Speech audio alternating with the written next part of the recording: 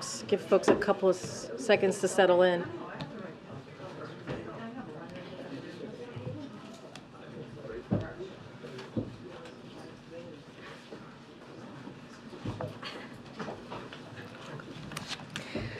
All right, everyone. Good afternoon.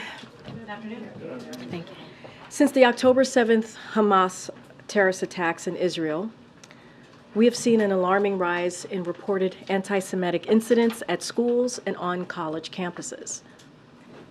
There's no place for hate in America, and we condemn any anti-Semitic threat or incident in the strongest terms.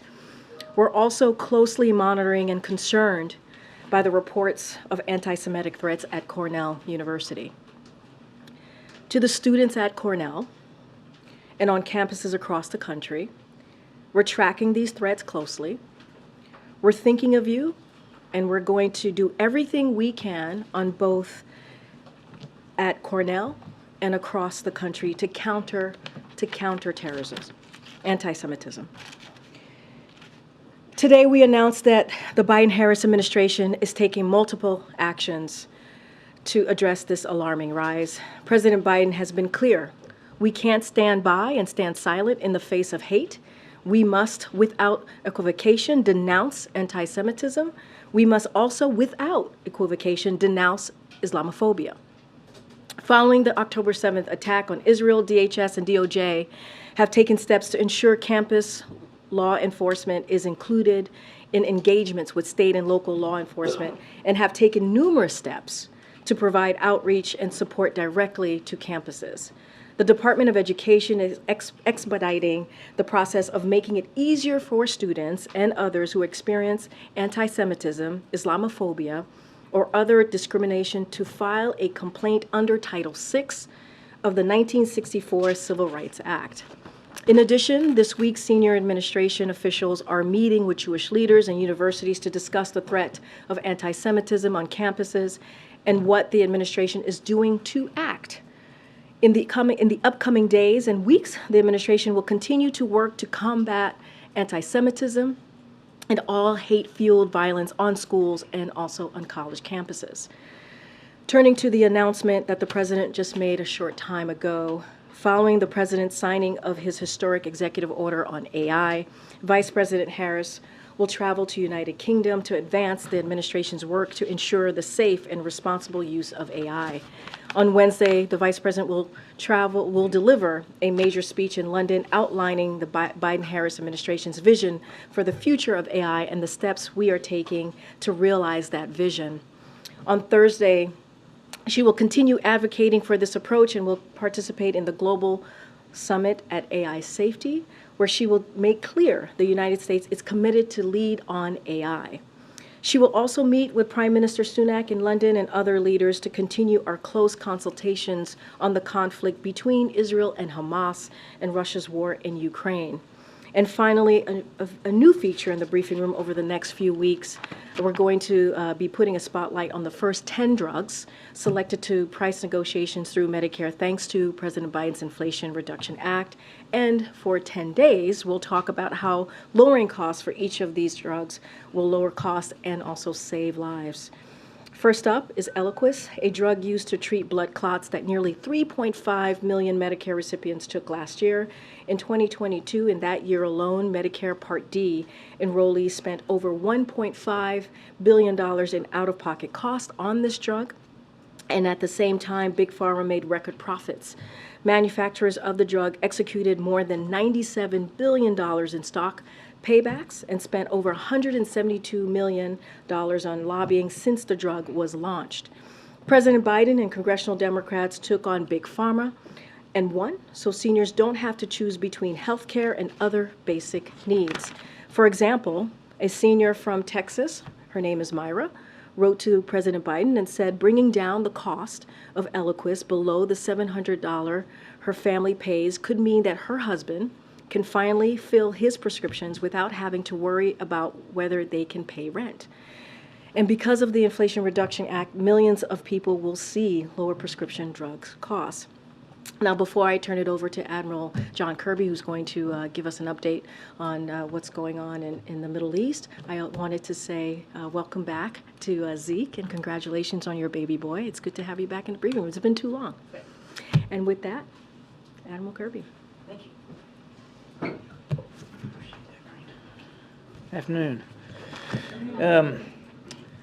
Obviously, it goes without saying that we continue to closely monitor events in the Middle East and the conflict between Israel and Hamas. Of course, the president remains continually briefed, was briefed throughout the weekend, and of course, again this morning. And as I think you know, he spent some time yesterday on the phone with Prime Minister Netanyahu and with President Sisi of Egypt.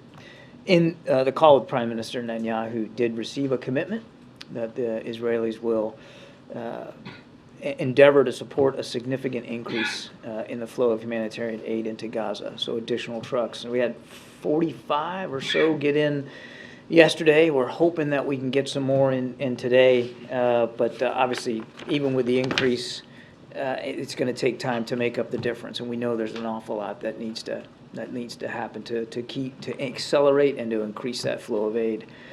For our part, we continue to meet with regional partners, including, I think, as you know, the Saudi Defense Minister, Khalid bin Salman, is here. He's going to meet with Jake. In fact, I think that meeting's going on right now to discuss the latest in the region and ongoing efforts to prevent the conflict from widening. You've all heard the President and Jake be very clear about this. Our message to any actor seeking to exploit this conflict is don't do it. And as you all know, we have strengthened our force posture in the region. We're continually watching to make sure that any actor who might be tempted to jump in here knows that we will take very seriously our national security interests in the region, not to mention our obligation to protect our troops and our facilities that are going after ISIS in places like Iraq and Syria. Now, I just want to add just one little thought here on top of Karine's excellent comments on anti-Semitism. I think you all saw what happened in Dagestan, Russia, yesterday, in what can only be described as a chilling demonstration of hate, bigotry, intimidation. Some people have compared it to the pogroms of the late 19th and early 20th century, and I think that's probably an apt description, given that video that we've seen out there. Local, provincial officials certainly came out pretty swift to condemn this mob. And I heard within the last hour or so, apparently Mr. Putin has decided to have some sort of meeting with his security officials. But outside of that, we've heard crickets from the Kremlin. Nothing. No condemnation. No calling for a stoppage of hate, discrimination, and bigotry towards Jews. Nothing. And I think that speaks volumes.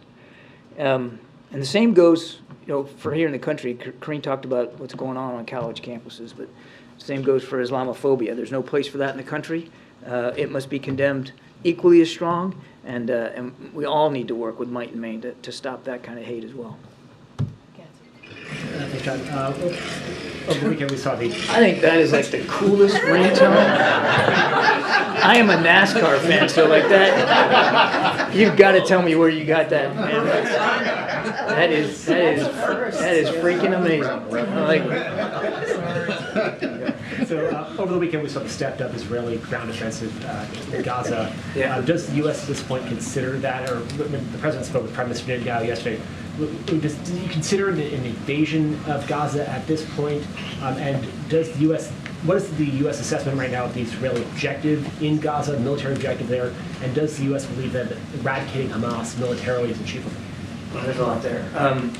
I'll let the Israelis characterize their ground operations. We're not going to slap bumper stickers on it here from the podium. They can speak to, and they did. They had a press briefing today. Defense Minister Gallant talked about what they're doing. And by all accounts, it appears that what they're trying to do is really put a lot more pressure on Hamas leaders. And when you're trying to go after the leadership of an organization, as we well know from our own experience against ISIS and against Al-Qaeda, putting that pressure, you have to be able to apply a discrete amount of force. And that's easier to apply with soldiers than it is to apply just from the air. So that's what they have described what they're doing, and I think I'll leave it to them. Now, as for your question, can you defeat them, I think is how you put it. Again, you got to be careful with analogies, but what we have I think, demonstrated to a fairly well is that you can decapitate a terrorist organization, you can decimate their capabilities, you can render them a lot less effective. You're probably never going to get rid of the ideology that backs them up and allows them to recruit into resource. But look at ISIS right now. It's a shadow of itself. Remember, they were storming across Iraq and Syria with this big caliphate that they wanted to govern.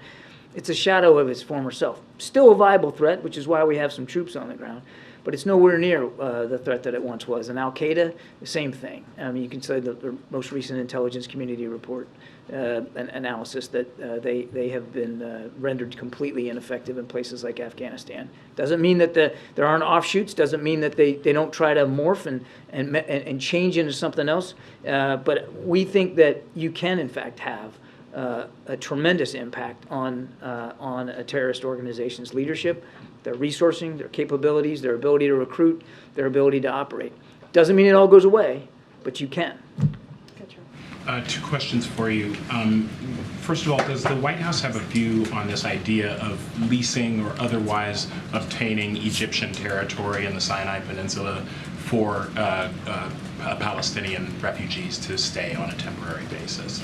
I think right now, Trevor, the focus is on seeing if we can get safe passage out. And obviously, should we be able to secure that, we would have conversations with partners in the region, including Egypt, about what the capacity would be to provide some sort of temporary subsistence capability for the families wanting to get out of Gaza. Our sense is that they want to go back home. Many of them want to leave now, of course, and that's understandable. But there's not a desire to, by many, at least from our sense of it, that want to flee forever and go somewhere else in the world. So at some point, you got to start thinking through what that's going to look like, and I just don't know that we've had any solid answers to that right now. Did that come up on the CC call with Biden yesterday? I won't go beyond the readout on the call. Okay, and then related to that Rafah crossing, any updates on getting people out through that corridor? Unfortunately, no. I mean, but as you heard Jake say yesterday in a various set of interviews that he did, we're working on this literally by the hour to try to do that. We know we have several hundred Americans that want to get out too, and we're working on it. Admiral, you mentioned Putin's response or lack of response to this anti-Semitic mob at the airport, but his spokesman reportedly said that yesterday's events were largely the result of outside interference and that the security meeting is in part to discuss attempts by the West to use the events in the Middle East to divide the Russian society. Well, isn't that sweet? It's classic Russian rhetoric, isn't it? When something goes like bad in your country, you just blame somebody else, blame it on outside influences. The West had nothing to do with this. This is just hate, bigotry, and intimidation, pure and simple. And a good leader, a decent leader, would call it out for what it is, the way President Biden has called it out here in this country, instead of blaming the West for something and pushing it off to somebody else. And as the IDF enters this sort of next phase of this conflict, the president again urged Prime Minister Netanyahu to act in a manner consistent with international humanitarian law. Does the president still feel, or does he feel that Israel is abiding by the rules of war? Without getting into reacting to events on the ground in real time, which we're just not going to do. This is a conversation we consistently have had with our Israeli counterparts, and as you rightly note, it was part of the discussion yesterday with the Prime Minister, and you heard the Prime Minister today speaking in Tel Aviv about the efforts that they're undertaking to try to avoid civilian casualties. And I think that they certainly are making that effort. It doesn't mean that there haven't been civilian casualties. Tragically, there have been many, thousands of them. But unlike Putin in Ukraine, and unlike what Hamas did on October 7th, killing civilians is not a war aim of the Israeli Defense Forces. Their war aim is to go after Hamas terrorists. But if the president terrorists, I might add, that are using innocent Palestinians as human shields. But is the president concerned that Israel is going to break the rules of war? And if not, why does the president feel the need to repeatedly bring this up in, it seems, every conversation that he has with him?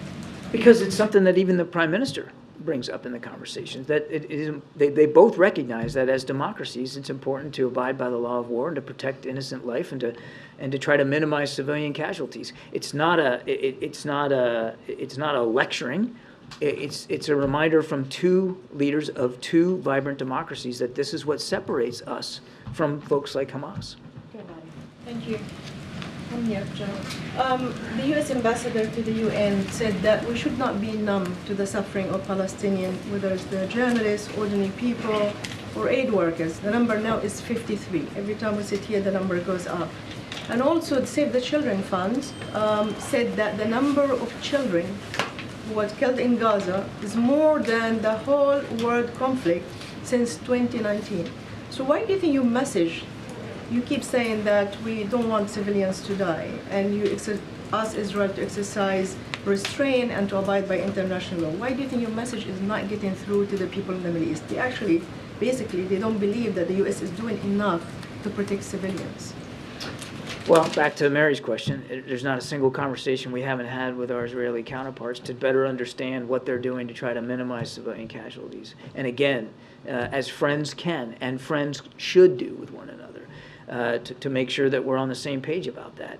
And the United States is literally leading the effort to try to get humanitarian assistance into Gaza. And if it wasn't, quite frankly, for American leadership, I don't think you'd see. In fact, I know you wouldn't see the increase of the aid getting in. Again, we know there's a lot more that needs to be done, but it's because of American leadership on the ground and American convening power that we're able to get that aid in and try to see if we can sustain it. We're working very hard at this. I just want to repeat it. Every single innocent life lost is a tragedy. Every one, whether it's a Palestinian life lost or an Israeli life lost. Everyone should be prevented. There's no reason for these families to keep grieving. And we're going to keep doing everything we can to work with our Israeli counterparts on the minimization of civilian casualties. Just one more quickly. On the meeting with the defense minister, Saudi defense minister, yesterday Jake Sullivan said that we should talk about the future two-state solution. Do you believe that Prime Minister Netanyahu, who publicly said he's against two-state solution, that actually this is something that you can discuss as we go forward and you're looking for a political outcome? Yeah. We've discussed it privately with our Israeli counterparts. You heard the president in the Rose Garden last week talk about it publicly, right at the top of his press conference. It's absolutely something he's 100% committed to, and he still believes in the promise of it. Though it may seem a little bit more illusory now, we still believe it's the right thing to do for the region, for the world, certainly for the Palestinian people. Go ahead, April. For both of you or for John, you have a historic coupling with DHS, DOJ, the Department of Ed with this civil rights law when it comes to anti-Semitism and Islamophobia on these college campuses. Because of this historic coupling, will there be stiffer penalties now? I'm talking about the penalty part for those who are carrying out hate and terror, as Karine said in her opening statement. April, I'm not sure I'm qualified to answer that question. That's a little bit out of my swim lane, I'm afraid. That's going to be up to DOJ. But you went beyond just hate. You went into terrorism. Yeah, anti-Semitism, right? That's what I was talking about, and also Title VI of the Civil Rights Act. So, look, that's going to be something that DOJ is going to decide on, right? We're talking about Title VI under the Civil Rights Act of 1964, right? That's what we're saying, that people, as they deal with what's happening in these campuses, that's kind of the path that we're going to try and deal with this. Again, DOJ, Department of Justice, is going to deal with the penalties and how they move forward on that. We're just not going to speak to that from here. Not beyond hate, though, but terrorism. Terrorism. What I was saying, anti-Semitism, right? It is unacceptable. That is what we've been seeing in these college campuses, and that's what I was referring to. Okay. All right, Gabe, go ahead. Admiral, I'm sure you saw the number of pro-Palestinian rallies around the world throughout this weekend. How concerned is the White House that these demonstrations will spiral out of control? No, we believe in the right of peaceful protest, even if it's, espousing ideas we don't agree with. But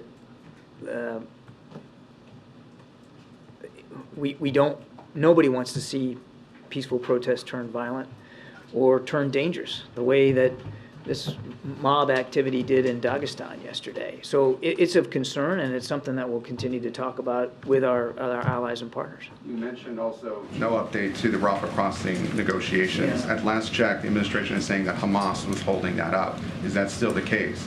What can you say with what exactly is holding up those negotiations as American families wait to see when those Americans are? It is still the case. They've been making a series of demands that we're not able to accede to. I know you'd like to know what those are, but I think in order to try to make some progress here, we're going to preserve a little bit of that publicly. But yes, Hamas is still the holdup. Israel is willing to let those Americans out. Egypt is willing to let them come out. The holdup is Hamas. Would you say the biggest sticking point is fuel at this point still? Again, I won't get into more detail on that. Thanks, Admiral.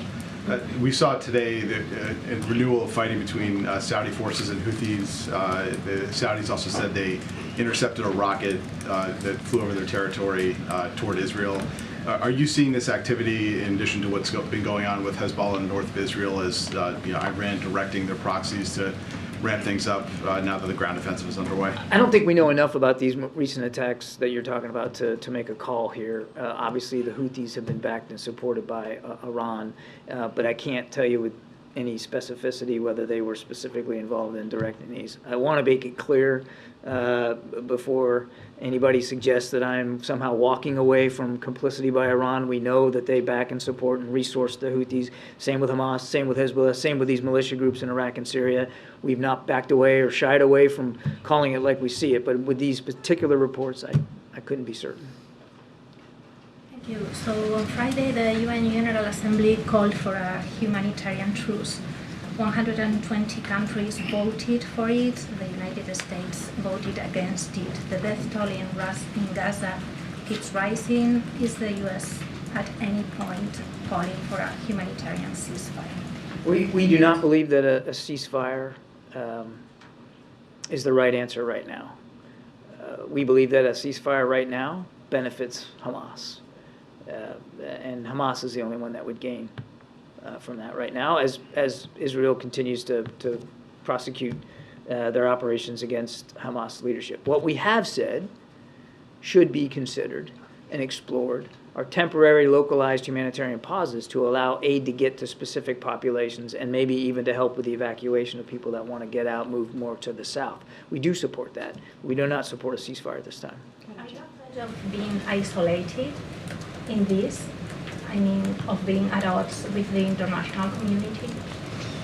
I will let other nations speak for their prerogatives on this. President Biden has been crystal clear about where we are on this. It's about making sure Israel has what it needs to continue to defend itself and to go after these Hamas leaders. It's about making sure humanitarian assistance can get in to the hundreds of thousands of people that need it, and it's about trying to find and get out hostages that Hamas is holding. Those are the three things we're focused on. As you continue to see U.S. military assets targeted in Iraq and Syria, can you say whether the concern about this war broadening out into a greater regional conflict, is it greater now than, say, a week ago? I don't know that I'd put a percentage on it, MJ. We're deeply concerned about that potential, which is why we have done everything we can to send a strong signal of deterrence to prevent that. In fact, if you just look at the decisions the president has made, they're all designed to prevent a deepening conflict, a widening conflict, any kind of escalation. The force posture that we've added to the region, the conversations that he continues to have with world leaders, certainly there in the region, everything we're doing is to try to prevent that. But it is still of concern.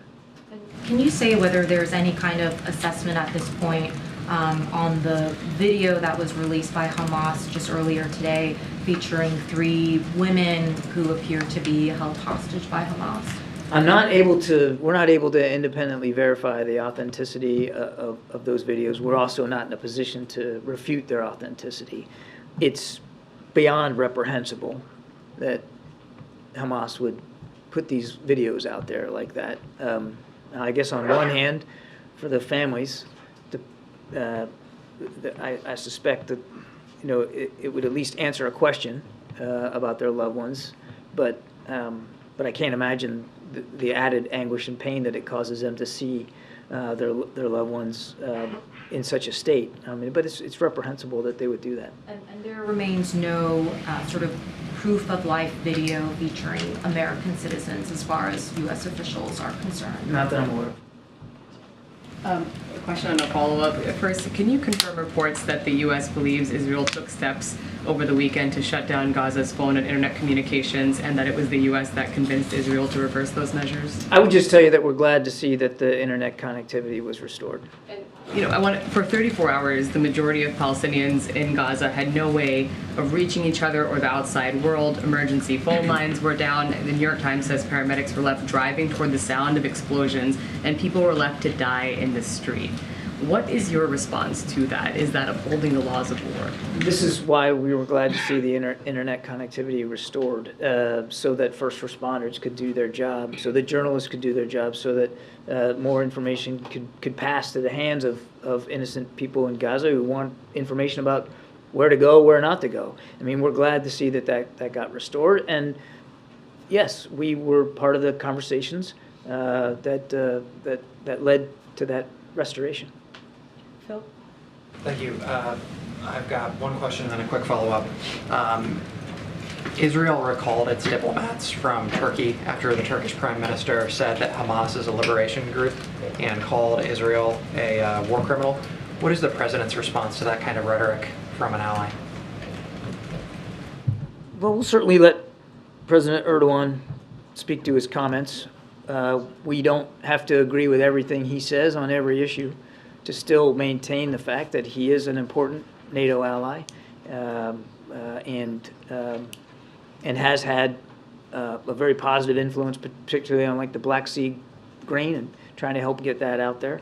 But we do not associate ourselves with those comments. And then you were asked about a two-state solution, and you noted that the administration has had consistent conversations with Israeli counterparts towards that end. Has the administration had similar conversations with Palestinian leaders? Are there any Palestinian leaders or groups that the White House has identified who would be constructive in those types of talks? We absolutely have, particularly with President Abbas. In fact, when we took office, there had been almost no relationship with the Palestinian Authority by the previous administration, and we worked hard to restore that relationship and to try to get those conversations going. So yes, we absolutely have. So that's President Abbas is the one that the administration would like to see the Israelis negotiate with at a future date.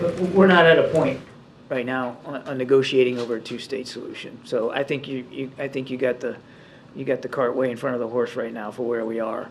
But we have had conversations with Palestinian officials, including President Abbas, at President Biden's level about the need to continue to pursue a two-state solution. We have to wrap up. Thank you so much. Admiral, you said the president got a commitment from Israel that they would allow a significant increase of aid to come into Gaza. Can you be more specific? How many trucks are we talking? What would be an appropriate amount of aid or trucks according to the White House? Well, I think this first phase that we talked to the Israelis about is trying to get it up to about 100 a day. But that's a first goal. We know that even that, which is a dramatic improvement over where we are right now, is still not going to be enough. So we're not going to let it go. We're not going to drop it. We're going to continue to try to see what we can do to increase that volume. But initially, it's about 100 a day, and with a lot of hard work and continuing to build on issues of trust and being able to verify what's in these trucks, we're confident that we can get there in coming days. All right. James in the back, you have the last question. That's very kind. Thank you very much. Two questions. First, on the hostages. More than 3 weeks have passed now since the original Hamas attack and the seizure of hostages. How many Americans have you confirmed in that time are actually hostages? Less than 10. That's not a number. I want a number from you. Less than 10. Why can't you give a number? James, I've given you an answer. What's your next question? You've given an answer. You haven't been responsive. Let the record show. The other question has to do with Israeli war aims. The Israelis have said that their objective, and they've been very explicit about it, is to destroy Hamas.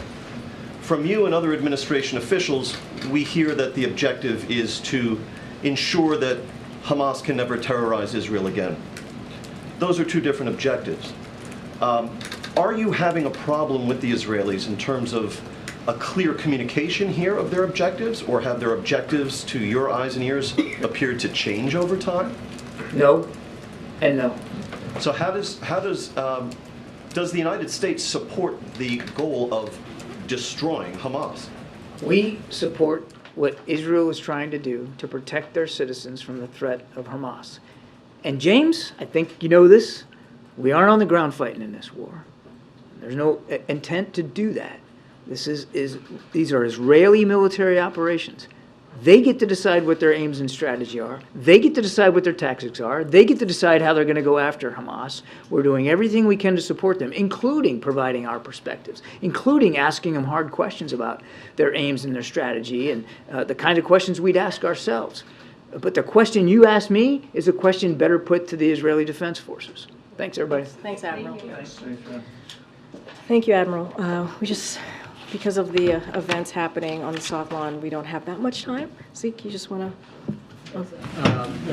The new speaker plans to move forward with, and the House Republican plan to move forward with a funding bill to provide supplemental assistance to Israel this week. They're seeking spending offsets. That's also moving to decouple that from Ukraine and the other supplemental requests from the administration. What's the White House position on that? Would the president sign a Israel-only supplemental request, or is the White House still insisting that they all move together? So look, I do want to do a little bit of a lay down here because this is incredibly important.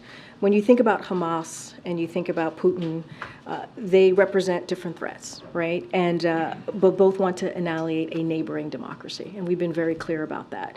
And so we can't afford to let that happen. And that's what we've been very clear about. So making sure both Israel and also Ukraine succeed in their fights for democracy against terrorism and tyranny, it is vital to America's own national security. So we must help innocent civilians devastated by Putin's war in Ukraine and the conflict between Israel and Hamas, including by providing life-saving humanitarian assistance in Gaza. That is important as well. And there is a bipartisan consensus. We've seen it. We've seen the bipartisan consensus in the Senate. You have heard me say how the director of OMB and also our Office of Legislative Affairs have been giving briefings in a bipartisan way to members of both the Senate and the House. And it is important. We see a strong majority of Republicans and Democrats in the House and the Senate, as I just mentioned, who both have been very vocal on the record.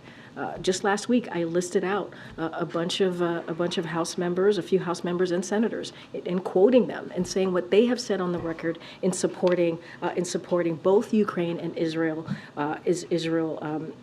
supplemental, this urgent national security needs. And so that's what we want to see. There's no reason why that should not happen. There's no reason why we, as America, United States of America, cannot make sure that Israel and also Ukraine has the funding that they need. And is the president open to considering any spending offsets for that funding? So look, I'm certainly not going to get into hypotheticals from here, but what I can say is... House Republicans are calling for that right now. I understand that. I hear you. What we've been very clear about is that we want to see both move forward. We want to see both of the requests that we've made in the supplemental for the national security. We want to see both move forward because it is vital as those two countries are fighting for their democracies. So spending offsets, is that on the table? Look, these are emergency funding requests, right? We've been very clear about that. Like other emergency funding that Congress has passed with bipartisan support, they do not require offsets. They just don't. They don't require offset what we suggested, what we asked for, because they are emergency requests. Don't require them, but if the House Republicans want to have that, is the president open to well, considering? I am telling you that they don't require offset. These are emergency requests. That's not how it goes. Nancy, I haven't called it. Thanks, Greg. I want to ask you about the new executive actions that the administration is taking place in response to anti-Semitic threats. I saw the list, the DOJ involved, Homeland Security involved, CISA involved. Given the skyrocketing number of threats. Is all of that going to be enough? So look, we've been very clear, and the president has been very, very focused, not just now, but since the beginning of his administration, on dealing with, and unequivocal, right? When we talk about hate, and there not being room for hate against Jews, not being room for hate against Muslims, and this is something that the president has been certainly steadfast on. Look, the announcement that we made, we're going to have DOJ and other agencies certainly be part of this, have conversations with the campuses and universities, and to see what else. This is the beginning, to see what else. Maybe there'll be other things that are needed, but this is how the president is showing how important this is, how critical this is, and how we have to take this very seriously. Just to list out a couple of things, the second gentleman today, as well as the Education Secretary, Miguel Cardona, and other Biden-Harris administration officials will discuss action in Biden-Harris administration is taking to counter the alarming uptick in reported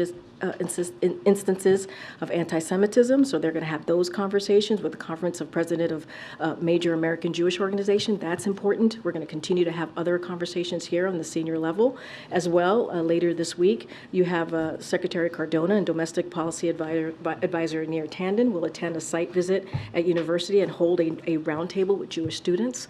And in recent weeks, the Department of Education has conducted site visits in San Francisco, in St. Louis, and in Maine to address and learn more about the anti-Semitism at schools and college campuses. And so that we're going to continue to hear directly from these Jewish organizations. We want, I said at the top, if folks have concern, I've listed out how they should be able to flag those concerns for us. And so we believe what we announced just today is incredibly important. It's just a first step.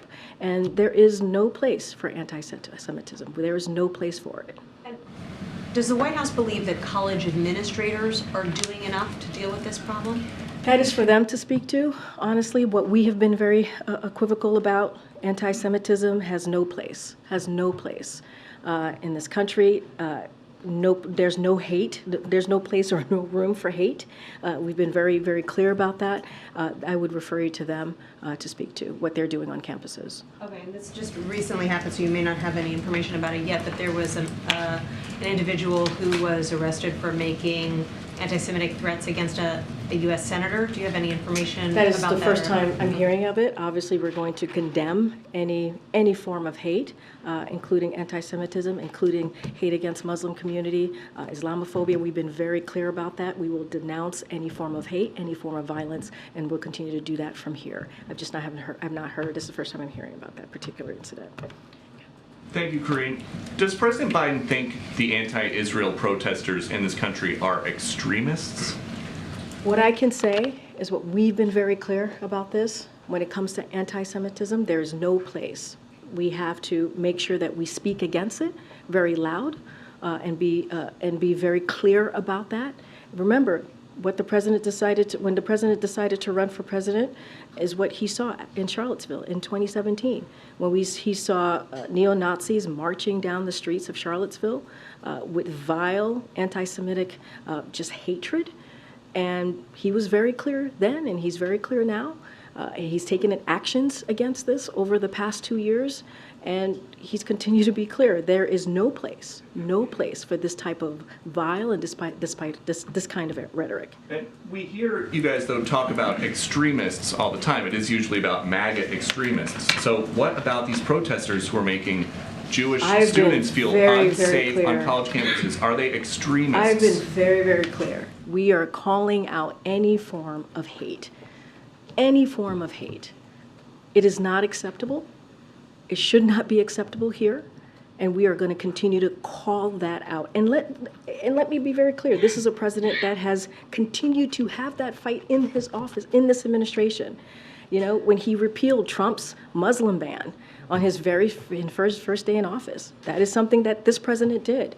He also established an inter-policy committee to counter Islamophobia, anti-Semitism, and related forms of bias and discrimination. We have taken this very, very, very seriously, from the president all the way on down. Does President Biden look at these anti-Israel protests on college campuses and think it's nice to see that the country's youth are so involved, or does he think the next generation is doomed? Here's the thing. There's no place for hate in America. No. I'm telling you, there's no place for hate in America, and we condemn any anti-Semitic threat or incident in the strongest terms. And you heard me say at the top, I gave a message to students who are feeling under threat right now, right?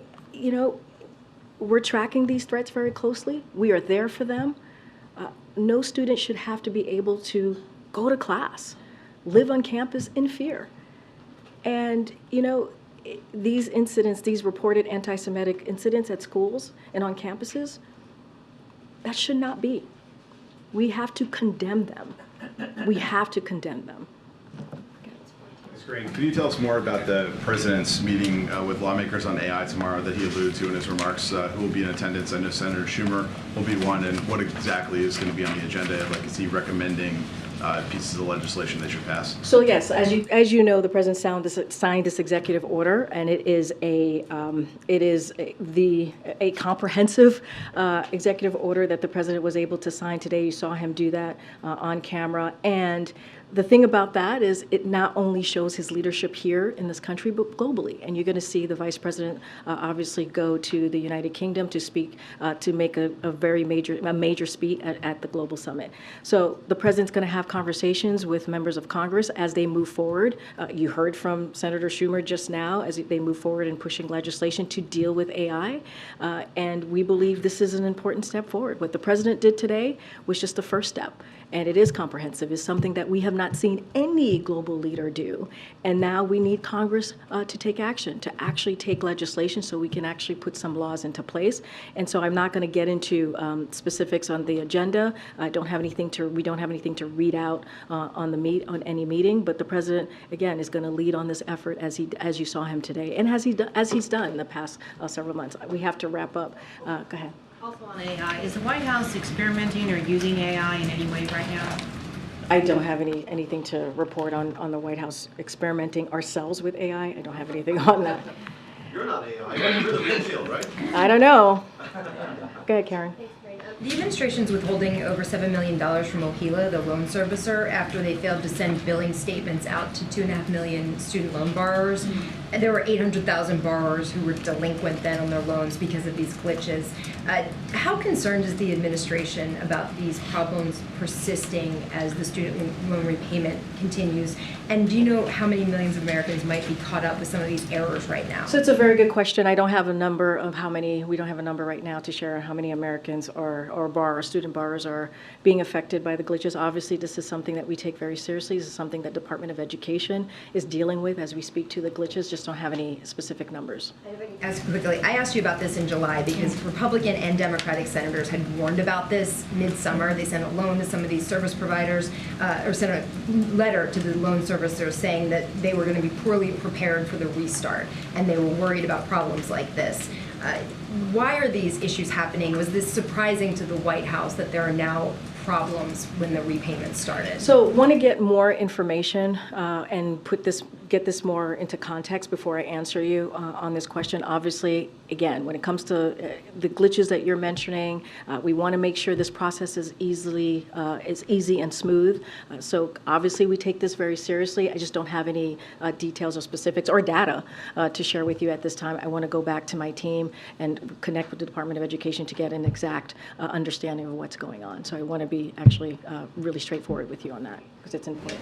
I know. Just another quick one on artificial intelligence. It's one of the subjects of the culinary union's bargaining again with the Las Vegas hotel and casino operators. Does the White House support their effort to get some kind of rules in place to prevent job displacement from AI? So look, as you know, collective bargaining is incredibly important. The president believes in that, especially when both sides come together in good faith. And that's what we want to see. It is up to them. It's up to the union to decide what is important for their members. So I'm not going to get into negotiations. I'm not going to get into specifics. What I can do is speak to what we just saw. We saw a signing ceremony. The president signed an executive order. As we know, AI is the most consequential technology of our time. And so we have to take this this seriously. And if you want to look at realize the promise of AI and avoid the risk, we need to govern this technology. And you saw today the president leading on this issue not just here in this country, but globally. And so that is what we want to make sure is important. This was the most significant action taken by any government on AI. And so we're going to see the president, as someone just mentioned to me and asked about Congress, we're going to see the president continue to lead on this. We need Congress to act. We heard from Senator Schumer how they're going to move forward with legislation, and that's going to be important, and it should be done in a bipartisan fashion. I know I have to go. Oh gosh. Okay, last one. Go ahead. Thank you, go ahead. Karine. Well, I thought you were going to explode for a second, No, so I wanted to make sure. That comes later. That My question is about, I know earlier John said that you don't believe in a ceasefire now. We don't have troops on the ground. And you've spoken about it obliquely, but what would the U.S. need to see and support the ceasefire in that region? I mean, what's the end game for us? I mean, the Admiral spoke to this at length and very, very clearly about where we stand, where the president stands on this. I don't have anything else to add. I mean, he was very clear about how what's important right now is it's to supporting Israel defend itself against terrorists. You know, in a way that holds up the law of war and protects its civilians. That's what we want to see at this time. But as far as an end-game specifics, do you have specifics in mind that you... I mean, the Admiral literally spoke to this. What our focus is on right now is to make sure that Israel has what it needs to defend itself against these terrorists. That is our focus right now. And then finally, do you think that you'll be speaking, this administration will be speaking with members of Congress, House, and Senate prior to November 17th, which is when we face the next shutdown? I mean, I've said this over and over again. We have our OMB director, Shalonda Young. We have the Office of Leg Affairs. Well, they have had consistent, continued conversations with members of Congress throughout, not just the past couple days, but the past several months, and that's going to continue. All right, guys, tomorrow we'll be back. We'll be back. Thanks, everybody. Thanks, Karine. Thank you.